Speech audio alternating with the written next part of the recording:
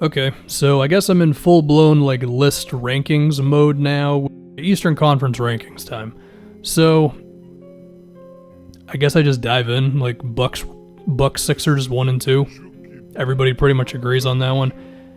The rest of the East is pretty open. Like, really, I think the difference between the 3 seed and like the 7 seed is going to be a couple of games where, 50 wins, 45 teams are basically the same, but there's win differences nonetheless.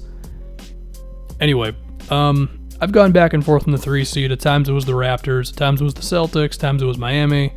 If Oladipo was healthy, it'd probably be the Pacers. I'm going to go with the Celtics. Maybe a homer pick. I know it's the boring 3 seed pick, but I just think it's there's still enough stuff there. I know Cantor and Robert Williams and Taco Fall and with Vincent Poirier, Daniel Tice. It's not a great center rotation, I get it. But I just think Stevens and them are going to figure it out, and offensively, it's all there for Tatum to take a step up, and Hayward looks better, and Kemba's Kemba, so I just think I feel good about the Celtics as a 3 seed. 4, I'm going to go Miami. I've been bigging them up lately, and I keep talking myself into it. Spoelstra's really good. Their offense is going to move. Jimmy can actually make shots. End of games for them.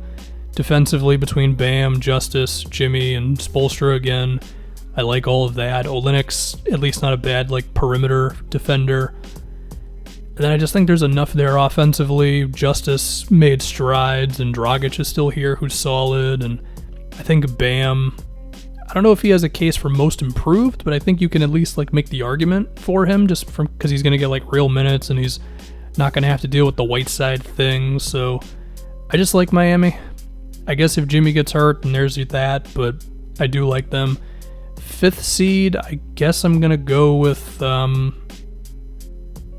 Nets, just off of the back of Kyrie being really good.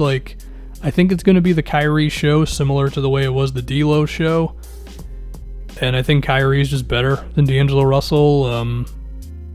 So I guess that equals an extra 3 or 4 wins. Karras is going to be healthy the whole year, so that's something. But even then, I think there's definitely going to be a hierarchy of shot attempts. And, it's all set up for Kyrie to do well. He can lob it up to Jared Allen and DeAndre Jordan.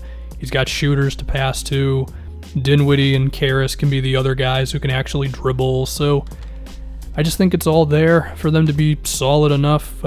Jared Allen is better than DeAndre Jordan, but I think DeAndre might end up starting, which might hurt them a little bit, but it's probably not going to hurt him that much because you can just split the minutes. And by mid-season, you can creep Allen's minutes above DeAndre's, and maybe DeAndre will actually be motivated because Dallas wasn't bad, but I don't know. Maybe he'll just care more. So I got them 5th. I guess 6th, Toronto. I know Pacer fans hate me at this point. Whatever, it's fine. 6th, Toronto. Again, not a huge win difference here. If I think the Nets win 45, I guess the Raptors win 44 or maybe 45 as well. For the 6th seed, part of me still thinks the Raptors are going to win 52 games because of the fact that they were good without Kawhi, and defensively they're there, but I just think offensively it's going to be a little too tough. Even so, I don't think they're going to be bad or close to it really. And if you wanted to go with the whole heart of the champion thing and buy into them as being better, go for it. So that's them for 6th. 7th, I've got the Pacers. I know, how could I? I'm the worst person in the world. Look, I don't know when the hell Oladipo's going to be back. I don't know when the hell Oladipo's going to even be Oladipo. The Sabonis-Turner thing is there. I made a whole video about this. There's health questions about TJ and Brogdon. Also, there's questions about how good are those two really if they are your 2 leading ball handlers and shot takers and all that. The loss of Thad Young is going under the radar. And I just think it's all going to be a little weird. Now again, if Oladipo was healthy, I'd feel good about the 3 seed because I think him just being him would kind of fall everything else into place, if that was proper English. Now, one thing you could say is, well, they were good without Oladipo last season. They were a 500 team without him, and they got swept in round 1. Let's pump the brakes a little bit. Respect for not falling off a cliff, but let's slow down. So there's the 7th seed. The 8th seed, the Magic. Just keep on magicking, pretty much. I don't think Vucevic is as good as he was last season. I think he just had a good year where he was making shots. I said this in a video too, like, dude doesn't shoot a lot of free throws, so it's like, okay, are you just going to keep on making shots? I mean, maybe there's a chance Vucevic is just taking a jump as a shooter, but I don't know. I'm not sold. I'm not. In between Aaron Gordon, I don't know what the hell to make with Aaron Gordon. I love Jonathan Isaac, but the team's still awkward. Fultz could be a thing, but even so, like, the Magic won 42 games a year ago. I think they're kind of just in line for that. So I know I'll talk about teams who I don't think are making it and all that. But anyway, to do it again, Bucks, Sixers, Celtics, Heat, Nets, Raptors, Pacers, Magic. Okay. Now let's talk about the Pistons.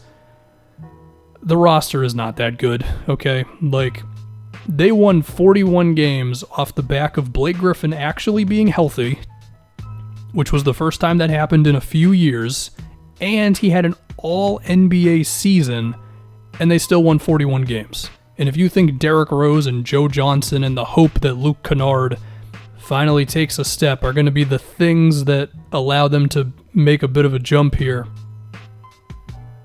feel free. I don't agree with you, but you can do that. Other teams, I'm just looking at Basketball Reference now. Hornets, no.